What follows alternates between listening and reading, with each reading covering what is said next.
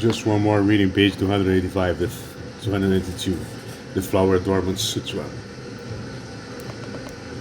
Although they completely purify every existence, they do so without making any differentiation, knowing that existence is without inherent nature. The Bodhisattvas bring joy and purity to all hearts. They are not attached to any one Buddha land. And such is the case for every Buddha land. Detaching themselves from unconditioned phenomena, they understand that their inherent nature abides nowhere.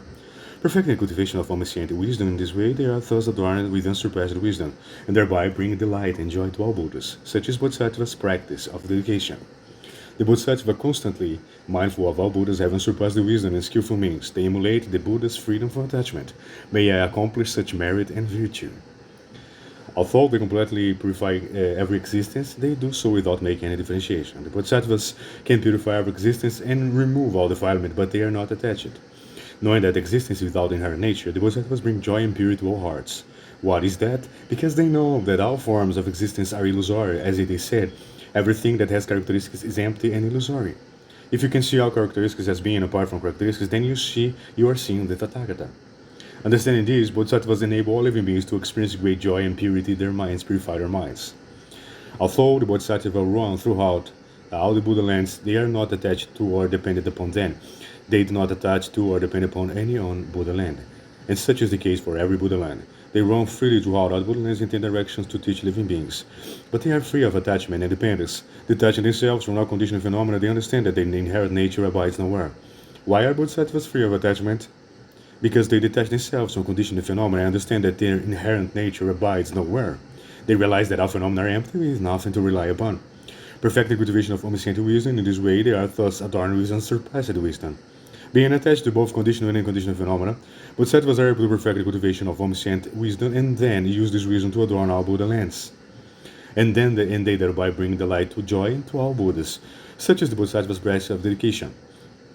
Because Bodhisattvas are free of attachment and at ease in whatever they do, all Buddhas experience great joy and certify them. This is the wholesome karma obtained by the Bodhisattvas who practice dedication of indestructibility.